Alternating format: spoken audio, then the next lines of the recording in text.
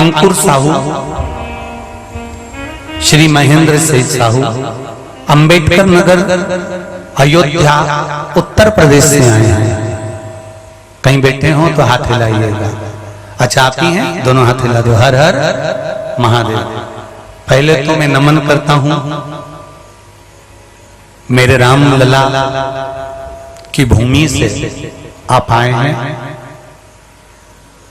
ये पूरा जो स्टेज पर पीछे का मंच बना है, ये अयोध्या का जो राम मंदिर बन रहा है, ऐसा ही मंदिर बन रहा है जिसका स्वरूप इस स्टेज पर दिया गया है।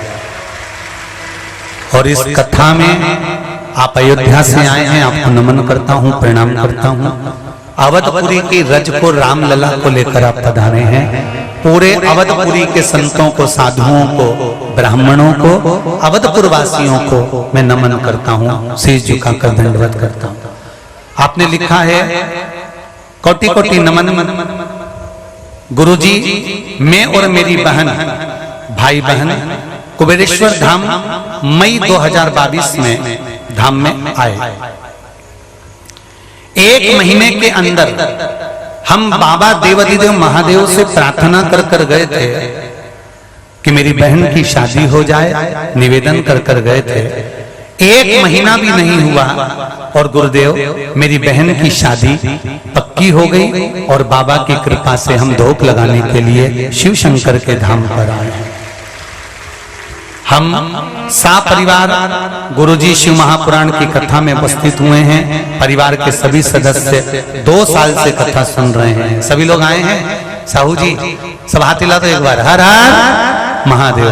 प्रणाम करते हैं, बैठिए। श्री शिवाय नमस्तुभ्यं। शिव कृपा इसी से, शंकर का अनुमोदन, शंकर का भजन, शंकर का स्मरण शिव कृपा होती है। भोला सब दुख काटो, भोला सब दुख काटो। मिलेगा, एक बार जरूर मिलेगा, तुम्हारे सामने आकर खड़ा हो जाए। सामने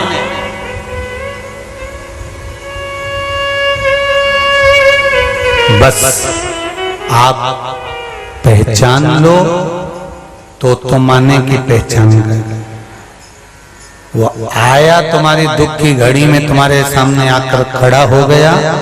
तुम संत श्री नामदेव जी महाराज जी से किसी ने पूछा, गुरुजी ये बताओ कि तुम कहते हो कि भगवान का भजन करो, भगवान का भजन करो, भगवान का स्मरण करो, भगवान का भजन करो, स्मरण करो, भगवान का नाम लो, पर भगवान तो हमको कभी दिखता ही नहीं है। भगवान भी तो नजर आना चाहिए कि भगवान है कहां आखिर।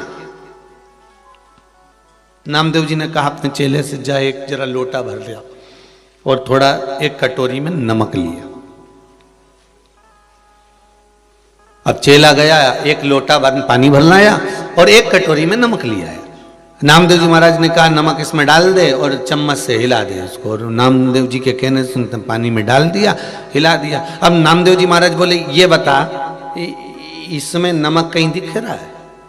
अरे गुरुजी आप भी ऐसी बात करते हो, कटोरी भर के नमक डाला तो था जब दिख रहा था। पानी में दिख रहा है क्या कि नहीं? अब पानी में नजर नहीं आ रहा ना, तो अब एक काम कर, चख के बता कि नमक है कि नहीं। उसने पानी को मुख में लिया तो क्या गुरुजी इसमें तो नमक है। पानी में नमक नहीं दिख रहा है, पर चखोगे तो नमक का स्वाद आएगा। अब गुरुजी ने कहा काम कर, इसको पानी में उकाल, इस पानी को गर्म कर ले, उकाल ले। और पानी को जो उकालना चालू करा, गर्म करना चालू करा, वो पानी धीरे धीरे धीरे धीरे भाप बनकर उड़ गया और पूरे भगोने में, पूरी कढ़ैया में सफेद सफेद छोटे छोटे नमक के दाने रह गए। गुरुजी ने कहा अब क्या दिख रहा है? तो क्या गुरुजी नमक के छोटे छोटे कण है। गुरुजी बोले बस नामदेव जी कहते हैं परमात्मा है, परमात्मा है और इस शरीर में घुला हुआ है। परमात्मा इस मानव की देह में घुला हुआ है। परमात्मा इसलिए कहते हैं आत्मा ही परमात्मा है। अरे कितना सुंदर कहा।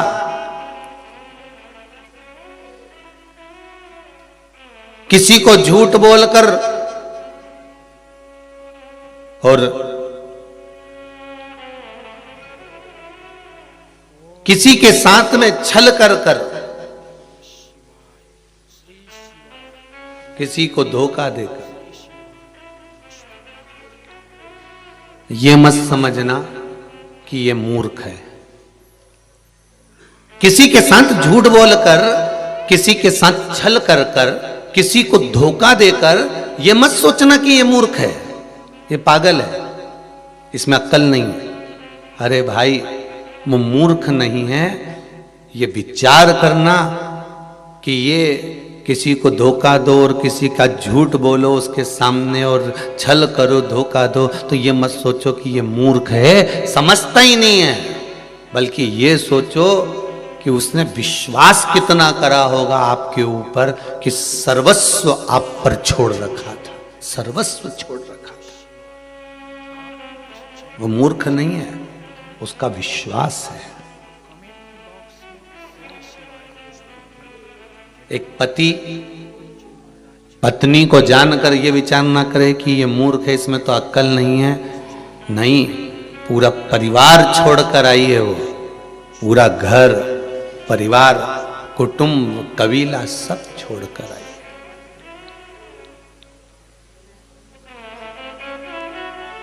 पत्र तो हम लेकर नहीं आए, यहां पर तो केवल अभी पब्लिक अलाउ नहीं है, लोग भगत लोग। तो जिन्होंने डाक द्वारा पत्र भेजे हैं उसमें एक पत्र भेजा हुआ है। उस पत्र में एक बेटी ने लिखा है, गुरुदेव, बेटी पिता के घर रहती है तो भी पराई कहलाती है और ससुराल चली जाती है तो भी पराई कहलाती है। बेटी का असली घर कौन सा है, हमें उत्तर चाहिए।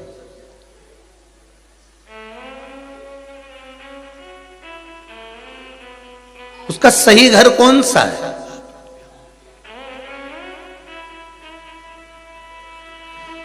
जब वो मायके रहती है तभी भी लोग कहते हैं ये पराई है, और आ गई उसके बाद भी उसका कोई, यहां पर आने के बाद भी लोग कह देते हैं अरे वहां की है। अगर इसको सब बात बता दो कि तो मायके जाके लगा देगी सब बात, मतलब अभी भी पराई है। वहां भी पराई थी और यहां भी पराई है। तो पूछा उस बेटी ने कि उस बेटी का सही स्थान, सही घर कौन सा है? तो मैं निवेदन करूंगा उस बेटी से कि ना मायका ना ससुराल, सबके हृदय में तेरा घर है, तो जिसके हृदय में घर बना सकती है बना ले। ना मायका ना ससुराल, तो जिसके हृदय में, पति के साथ रह रही है तो पति के हृदय में घर बनाती है, बेटे के साथ रह रही है तो बेटे के हृदय में घर बनाती है, अपने पिता के साथ रह रही है तो पिता के हृदय में घर बनाती है, अपनी बहन के साथ रह रही है तो बहन के हृदय में घर बनाती है। वो विचार करो, तुम्हारा पति और तुम्हारे पिता तो एक या दो मकान बनाते हैं और उस पर अपना नाम लिख देते हैं, पर तू जब किसी के हृदय में घर बनाती है तो नाम नहीं लिखती, अपना हृदय ही उसके नाम कर देती है। ये चित्त, कोई घर तुम्हारा नहीं, ना मायका ना ससुराल।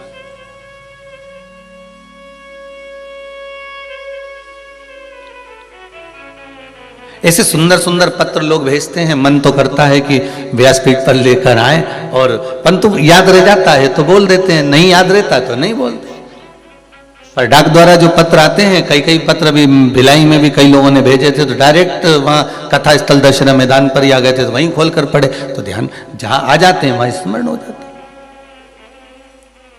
और जब तक कोरोना चले, कोरोना महामारी जब तक चल रही है, तब तक आप कुबेरेश्वर धाम में कथा सुनने ना आए। आपका अगर कोई पत्र है, कोई भाव है आपका, तो आप भेजो लिखकर, कोई वो नहीं है, आएंगे तो हम व्यासपीठ से भी बाज देंगे आपको, कोई दिक्कत वाली बात, पर उस भाव को प्रकट। शंभु शरणे पड़ी मांगू घड़ी रे घड़ी दुख काटो, दया करी ने दर्शन आपो। तो निवेदन है, किसी के साथ झूठ करना, किसी को धोखा देना, किसी के साथ छल करना, तो यह विचार मत करना कि वो मूर्ख है, वो पागल है, उसमें अकल नहीं है। अकल बहुत है, पर यह विचार करना कि अकल नहीं, उसका विश्वास तुम पर इतना था, इसलिए उसने ना कुछ देखा ना जाना, बस सब छोड़ दिया तेरे ऊपर और तुमने उसको मूर्ख समझ लिया।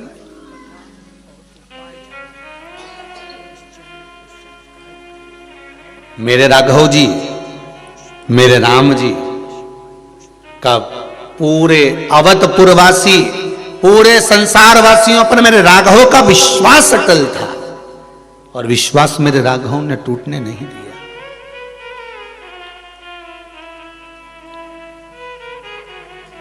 विश्वास मेरे राघव ने टूटने नहीं दिया। भरोसो दृढ़ चरणन केरो।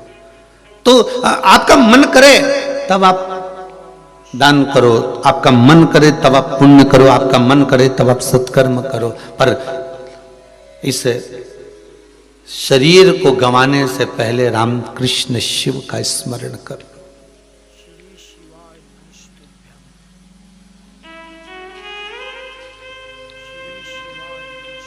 फिर ये जिह्वा हिले ना हिले, नयन दर्शन कर पाए ना कर पाए।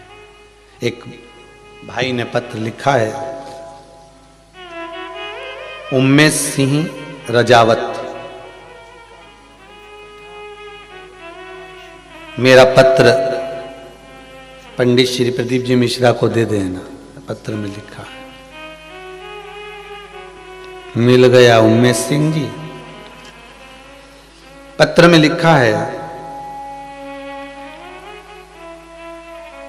मेरी पत्नी, मेरा परिवार शिव महापुराण की कथा बहुत सुनता है।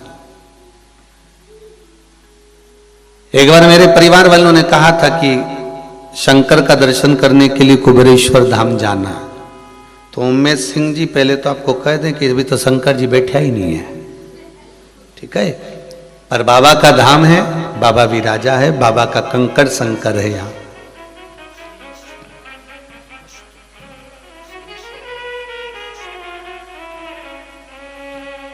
कोटा राजस्थान का मैं रहने वाला हूं। बहुत दिनों से आपकी कथा परिवार के कहने से मैं मोबाइल पर श्रवण करता हूं।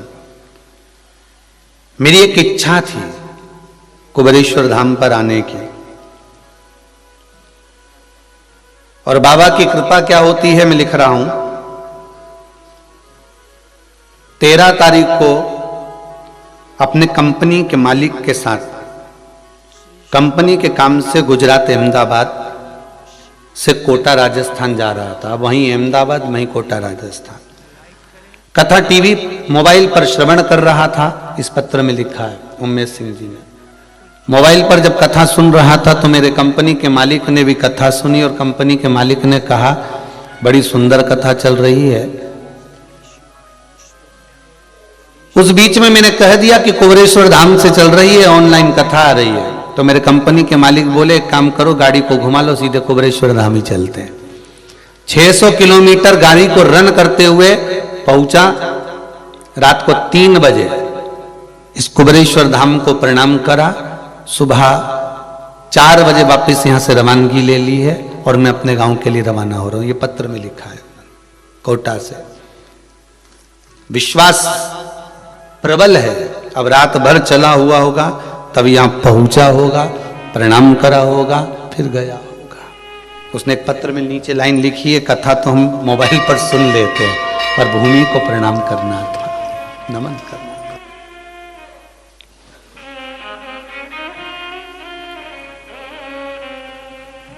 कोई अलग घाट मेरे राघव जी ने नहीं बनाया, मेरे राघव जी ने विश्वास जागृत करा।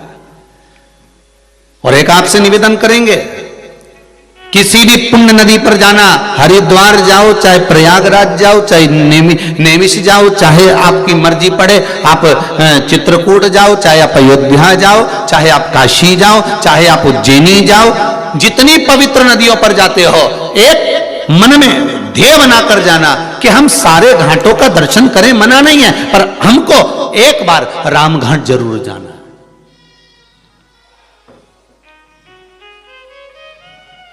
तो लोग कहेंगे गुरुजी वहां तो बहुत भीड़ होती है, भले भीड़ हो, पर एक लक्ष्य बनाकर जाना कि एक बार हमको रामघाट जरूर जाना है। रामघाट क्यों? क्योंकि सारे घाटों में श्रेष्ठतम रामघाट को इसलिए कहा जाता है क्योंकि वहां सारे बंधन टूट जाते हैं। हमारे रामघाट पर क्या है? कोई दुनिया के लोग आपसे पूछेंगे कि एक ऐसा रामघाट पर क्या है, रामघाट पर है क्या, तो आप कह सकते हो कि दुनिया के सारे बंधन अगर कटते हैं तो रामघाट पर कटते हैं महाराज। चाहे वो छिपरा महारानी का रामघाट हो, चाहे गंगा महारानी का रामघाट हो, चाहे सरयू महारानी का रामघाट हो, चाहे वो त्रिवेणी संगम का रामघाट हो, चाहे काशी का रामघाट, रामघाट पर व्यक्ति के बंधन कट जाते हैं, बंधनों से वो मुक्त हो जाता है।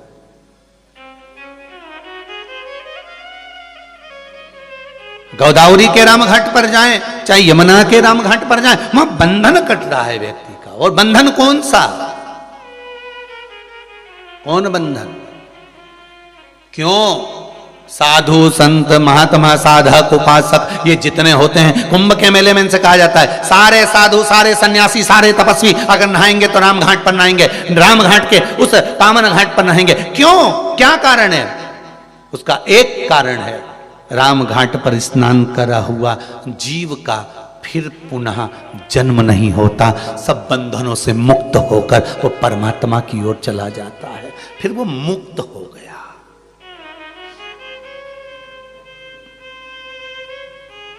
वो मुक्त है।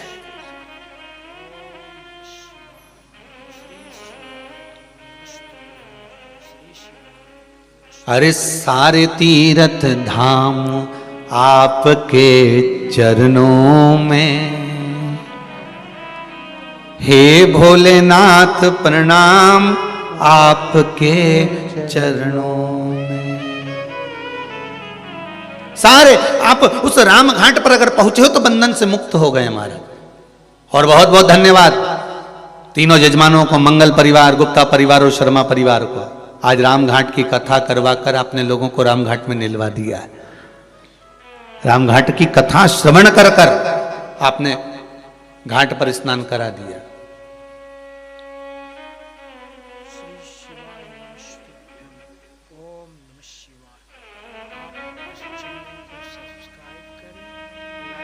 मकर संक्रांति का पर्व है। ये कोई मकर संक्रांति ऐसी नहीं पड़ गई, किसी देवता का घर जला था तब जाकर दूसरे घर में प्रवेश किया था, तब मकर संक्रांति हुई थी।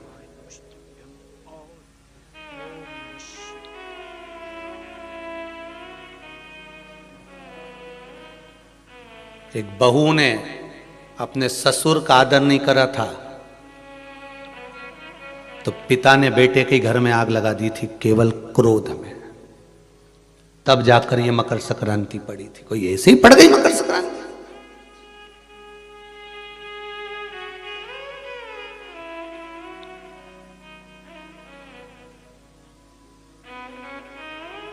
कह दिया आपने तो कि मकर संक्रांति का दान बड़ा प्रबल होता है, पर उस दान की महत्वता क्या है?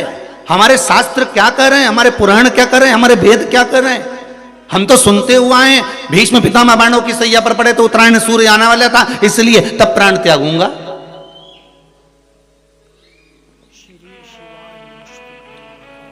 मकर राशि में सूर्य प्रवेश करेगा तब मैं आनंद पाऊंगा, तब मैं दान करूंगा पुण्य। तो आखिर दान की महत्वता इतनी प्रबल कैसे हो गई? वो तिल की महत्वता इतनी प्रबल कैसे हो गई? वो गुड़ की महत्वता इतनी प्रबल कैसे हो गई? कहीं हमारे यहाँ एक भी मैसेज में ये नहीं लिखा हुआ आया होगा कि शक्कर तिल्ली का दान करो, गुड़ तिल्ली का दान करो।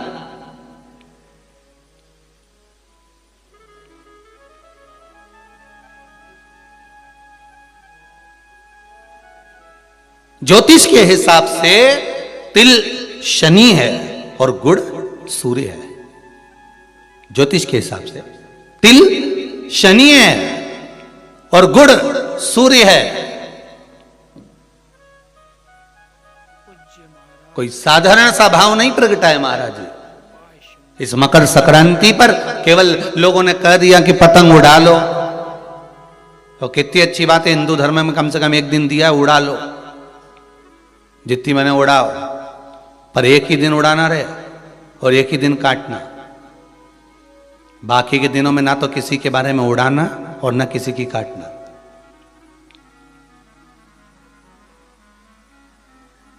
मकर संक्रांति का पर्व देखना है तो पुराना उठाकर देखिएगा कि हमारे यहां मकर संक्रांति का भाव क्या व्यक्त करता था, क्या कहता था। ना तो किसी के बारे में उड़ाओ और ना काटो। किसी की बहन बेटी जा रही है उसकी उड़ा दी, कोई का लड़का है तो उसकी उड़ा दी, कोई की सास है तो उसकी, कोई का ससुरा है तो उसकी, कोई गुरु है तो उसकी, कोई ब्राह्मण है तो उसकी, कोई बड़े से बड़ा मठाधीश पीठाधीश संत महात्मा जोगी सन्यासी तपस्वी जिसको तुम जानते तक नहीं, किसी की बहू बेटी को तुम पहचानते तक नहीं, किसी व्यक्ति को तुम पहचानते तक नहीं, एक बार नहीं मिले, बस एक व्यक्ति ने उड़ाई तो इन्हें भी ढील दे के उड़ाई। अब वो एक ने उड़ाई तो तुमने भी उड़ा दिया। अरे हमारे यहां तो हिंदू धर्म में एक दिन दिया है मकर संक्रांति का दिन कि खूब छत पर जा उड़ा ले जितनी उड़ाना है, पर किसी की गलत शब्द से मत उड़ाना, किसी के लिए आड़ा टेढ़ा मत बोलना, किसी के लिए ऐसा मत बोल जाना क्योंकि तुम उसको पहचानते ही नहीं हो, बस उसने उड़ाई तुम उसके साथ मिल गए, दे ढील। सर्किल तो तुम ही पकड़े थे, उड़ाए जा उड़ाए जा उड़ाए जा।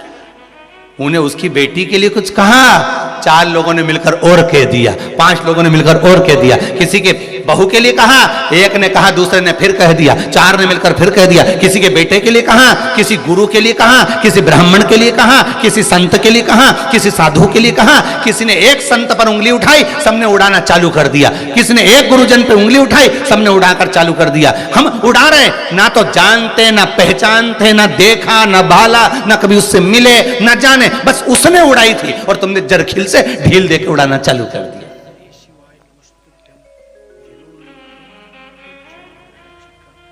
अरे कितना हमारी भारत की भूमि को पहचानो तो रे भाई। ये वो भारत की भूमि है जहां मोहल्ले में एक दुकान लगी हुई है और एक दुकान की अगर बोनी नहीं होती थी तो दूसरी दुकान वाला अन्न नहीं खाता था। वो नियम अभी भी खत्म नहीं हुआ, अब मरे तक रह गया कि मोहल्ले में कोई मर जाता है तो मोहल्ले के लोग अन्न नहीं बनाते, खाते नहीं जब तक कि वो अर्थी नहीं उठ जाती। पर आज के समय में तो वो भी गया, ये तो अंदर जाके समोसा निपटा लेता है। तो कहा आज के समय में कौन रुकता है? मोहल्ले में मरा, पर पहले नियम था कि एक मोहल्ले में जितनी दुकान होती थी उस दुकान के बाहर एक कुर्सी रखी होती थी। प्रत्येक दुकान के बाहर एक कुर्सी रखी होती थी।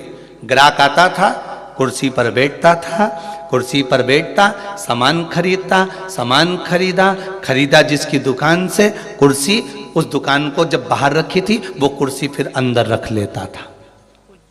अब जिसकी दुकान में कुर्सी अंदर चली जाती थी उस दुकान पर अगर कोई सामान खरीदने आता था तो जो दुकान का मालिक है वो कहता था भैया ये सामान मेरे पास में नहीं है, सामने वाली दुकान पर है, वहां चले जाओ। सामान इसके पास रहता था पर नहीं देता था क्योंकि इसको मालूम है कि मेरी बोनी हो गई है पर सामने वाले की बोनी नहीं हुई है, इसलिए वो कहता था सामने वाली दुकान पे मिल जाएगा, मेरे यहाँ नहीं है। जब वो सामने वाली दुकान पर जाता था, कुर्सी पर बैठता था, सामने वाला उस कुर्सी को उठाकर अंदर रख लेता था। फिर कोई उसकी दुकान पर जाता था, भैया ये सामान है क्या? तो क्या हमारे पास नहीं मिलेगा, वो तीसरी दुकान पर मिलेगा, उसके यहाँ भेज देते थे कि वहां चले जा, वहां कुर्सी पर। क्यों? क्योंकि अगर हमारे लाइन में, हमारी पट्टी में, हमारे मोहल्ले में अगर किसी एक दुकानदार का अगर बोनी नहीं हुई, बिक्री नहीं हुई, तो फिर हमारा भोजन करना व्यर्थ है। ये हमारा हिंदू धर्म था, ये मेरी भारत भूमि का गौरव था। और एक आज का जमाना, जो मिल जाए जितना मिल जाए निपटा लो, फिर मौका मिले कि नहीं मिले। आज के जमाने में बस निपटाओ, अपन तो काटो, दे के काटो।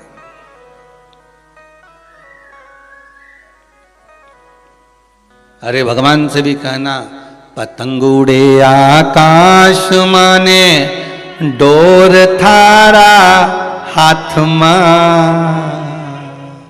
ओ वल्लभ मारी पतंग ऊंची राख जो। श्री जी बाबा म्हारी पतंग ऊंची राखजो, गोवर्धन बाबा म्हारी पतंग ऊंची राखजो, ओ भोले बाबा म्हारी पतंग ऊंची राखजो। भगवान से प्रार्थना करना। और दिया एक दिन भगवान ने, उड़ा लो जितनी उड़ाना है।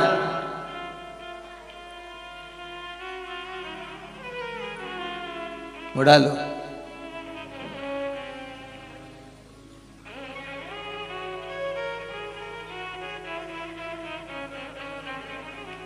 महाराज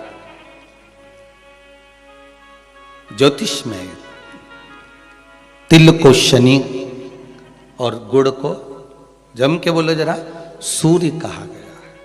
दोनों बाप और बेटे का मिलन करवाया क्योंकि इन दोनों की बनती नहीं थी।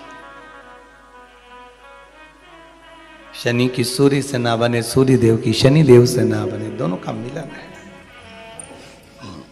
दोनों का मिलन। महाराज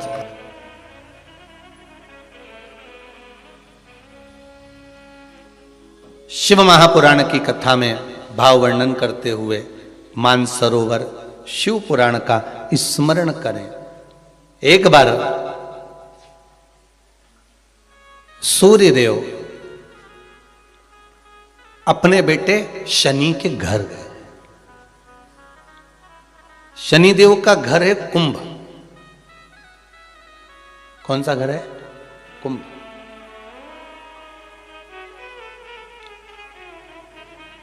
एक सरल भाषा में लेना, घर में अगर ससुर आए, घर में घर का बुजुर्ग आए, बड़ा आए, तो उसका आदर होना चाहिए कि नहीं होना चाहिए। हमारी शिव महापुराण की कथा तो यहां तक कहती है कि आपकी उम्र से अगर कोई बड़ा आ रहा है तो आपको खड़े हो जाना चाहिए। यहां तक शास्त्र कह रहा है। कोई आदर नहीं आ रहा है, कोई गुरुजन आ रहा है, कोई साधुजन, कोई सन्यासी, तपस्वी, साधक, उपासक, ब्राह्मण जन, घर के कोई बड़े माता पिता, ताऊ ताई, चाचा चाची, जो घर के बड़े आ रहे हैं, अगर कोई वयो आ रहा है, कोई वृद्ध आ रहा है, अपने केवल घर के ही नहीं बाहर का भी अगर कोई बड़ा है, आदरणीय है, सत्कार वाला है, सम्मान वाला है, तो उठ के खड़े हो जाना चाहिए।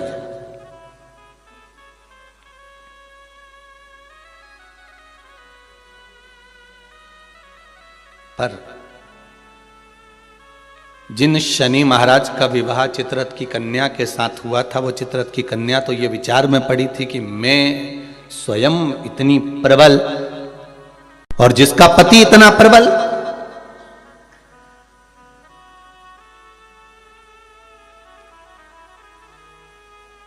जीवन में कभी अहंकार मत करना। एक बात बहुत बहुत ध्यान रखना साहब, ये जो क्रम है ना, बाहर बहुत प्रसन्न नजर आते हैं, वो भीतर से बहुत रोए हुए होते हैं।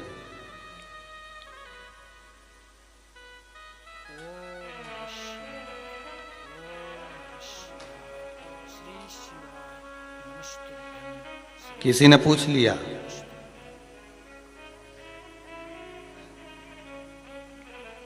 एक बात तो बताओ गुरुजी कि ये शनि महाराज इतना गुस्सा क्यों करते हैं? दुकान पे सेठ जी इतना गुस्सा क्यों करते हैं? रोज करते हैं क्या? जम के तो बोलो, रोज करते हैं सेठ जी दुकान पे गुस्सा? जितने लोग आस्था पर कथा सुन रहे हो, मोबाइल पर सुन रहे हो, बड़े ध्यान से सुनना। सेठ जी रोज दुकान पे गुस्सा करते हैं क्या? सर रोज ऑफिस में गुस्सा करते हैं क्या? प्रतिदिन करते हैं क्या? नहीं। कभी कभी सेठ जी को गुस्सा आता है, कभी कभी जो सर हैं उनको गुस्सा आता है, कभी कभी आता है। रोज नहीं करते। बहुत बहुत सावधानी से कथा का स्मरण करिएगा। सर रोज गुस्सा करते हैं क्या? नहीं। सेठ जी रोज गुस्सा करते हैं क्या? नहीं। प्रतिदिन नहीं करेंगे। मालिक रोज क्रोध करते हैं क्या? नहीं। अगर ऑफिस में सर क्रोध कर रहे हैं, ऑफिस में सर क्रोध कर रहे हैं, दुकान पर सेठ जी क्रोध कर रहे हैं, मालिक अगर क्रोध कर रहा है तो रोज नहीं करता, वो कब करता है जब घर में उसकी कुछ अनबन थोड़ी बहुत, परिवार में भी सबसे अनबन हो तो भी इतना गुस्सा नहीं करेगा, पर वो जगदम्बा के साथ जब अनबन होती है बेरू की, तब फिर तो बिल्कुल फिर कोई नहीं चले,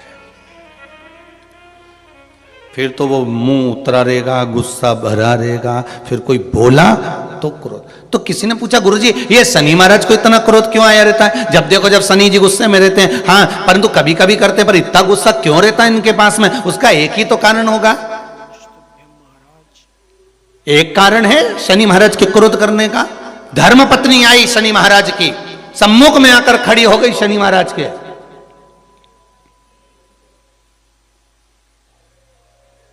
और अपने कार्य में शनि महाराज लगे रहे। माना आप व्हाट्सएप चलाओ, पर घरवाली खड़ी है तो थोड़ा सावधानी से एक बार मुंह से बात तो कर लो। तुम्हें यूट्यूब चलाना है, फेसबुक चलाना है, इंस्टाग्राम चलाना है, व्हाट्सएप चलाओ, लैपटॉप चलाना है, फोन जो कुछ करना करो, पर जो आई है चाय लेकर बात करने के लिए 2 मिनट, उसने भी तो अपना मोबाइल रख के आई ना, चाय बना के लाई ना, और 2 कप लाई इसलिए लाई कि अपन दोनों बैठ के बात करेंगे। तो शनि महाराज जी की धर्म पत्नी भी ये सोच के आई थी कि मेरे प्रभु के पास में बैठकर मैं थोड़ी चर्चा करूं, मैं थोड़ी बात करूं, पर ये तो देखे ही नहीं।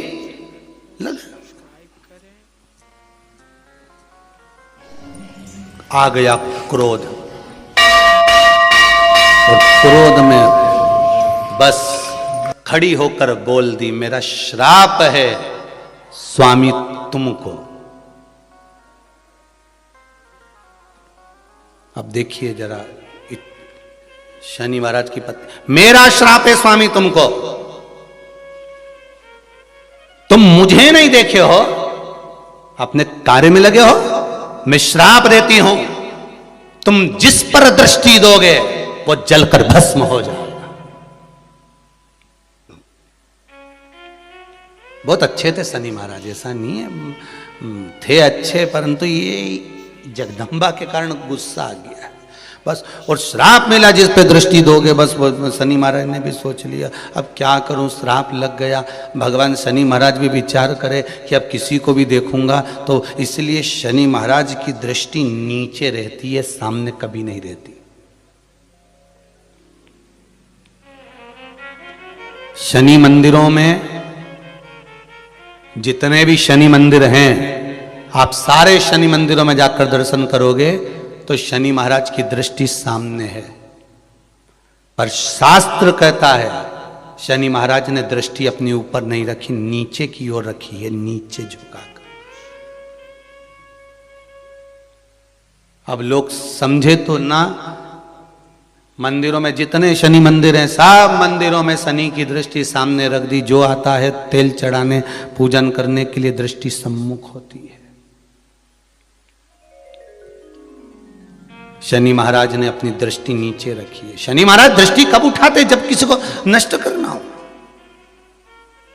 तुम जिस पर दृष्टि डालोगे वो जलकर भस्म हो जाएगा, ये शनि महाराज की धर्म पत्नी ने कहा है।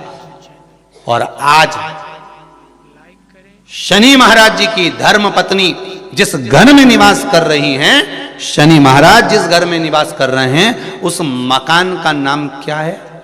अभी बताया था, क्या नाम था? कुंभ। अपने भी मकान का नाम होता है ना, कोई ने पितृ कृपा लिख देता है, कोई गुरु कृपा लिख देता है, कोई देव कृपा लिख देता है, कोई लक्ष्मी कृपा लिख देता है, कोई अपने पिताजी का नाम से लिख देता है। मकान का नाम लोग रख देते हैं, ये हमारे मकान का नाम। तो शनि महाराज के घर का नाम था कुंभ। उस कुंभ मकान में शनि महाराज रह रहे थे, पिताजी का आगमन हो गया। बहुत ध्यान से सुनना, ये मकर संक्रांति की कथा है। पहले मिली कि नहीं मिली वो हम नहीं जानते, पर मकर संक्रांति का भाव को जान लीजिए महाराज, कि क्यों महत्व है दान का, गुड़ और तिल्ली का, क्यों महत्व है सूर्य नारायण के पूजन का।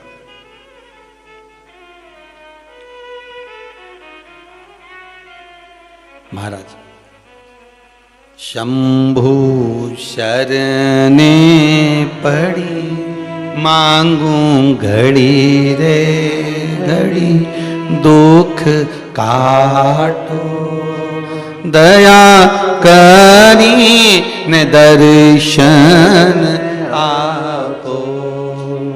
हे शिव करुणा सागर भगवान ओघड़दानी त्रिकालदर्शी शंकर की कथा कर रही है। भगवान सूर्य नारायण का प्रवेश हुआ कुंभ में, घर में प्रवेश करा। जैसे ही प्रवेश करा शनि महाराज तो उठ खड़े हुए, पर बहू खड़ी नहीं। घर का अगर कोई बड़ा आए, आदरणीय आए, सम्माननीय आए, तो उसको आदर देना चाहिए, सत्कार करो।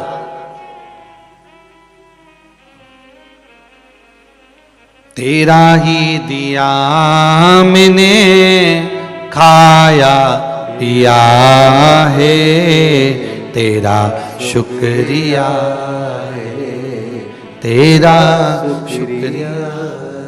मुझे भोले बाबा ने बहुत दे दिया है, तेरा शुक्रिया है, तेरा शुक्रिया है। थोड़ा सा आदर करो। अच्छा, दोनों में विचार बड़े विचित्र होते हैं। बहू सोचती है मैं सास को सुधार दूं, और सास सोचती है, जम के बोलो, बहू को सुधार। और सुधरती दोनों ही नहीं है। धीरे धीरे करके सिधर जाती है, पर सुधर नहीं पाती। और कितना सुंदर भाव कहा है महाराज। अपन अपने आप को तो सुधार नहीं रहे, सब कुछ सुधार रहे। हमारे घर में शांति नहीं है गुरुजी, बहुत तकलीफ है गुरुजी। फिर गए किसी के पास में, उन्होंने कहा चलो हाथ दिखाओ, लाओ जरा तुम्हारा ग्रह दशा देखते हैं।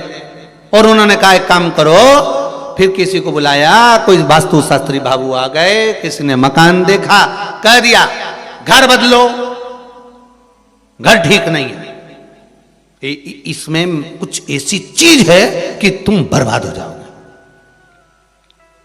अब तुमने क्या करा, किसी के कहने पे जम के बोलो जरा, बदला कि नहीं बदला? जब इतनी बड़ी बात कह दी तो भाई घर बदल लिया, ठीक है। अब वो घर बदल के किराए का मकान में चले गए, और किराए के मकान में 20,000 रुपए महीना लगना चालू हो गया। अभी तक वो लग नहीं रहा था ना। अब वो 20,000 रुपए महीना किराए के मकान में लगना चालू हुआ, और जो 20,000 रुपए लगना चालू हुआ, थोड़े दिन तक तो थोड़ा लगा कि हाँ थोड़ी शांति है। 2 महीना, 4 महीना, 6 महीना ऐसा लगा, खूब शांति आ गई। महाराज बिल्कुल सही किया था, एकदम बढ़िया बोला था। अच्छा वो अपने घर छोड़ दिया। और 2-4 महीने जब 20,000 रुपए देने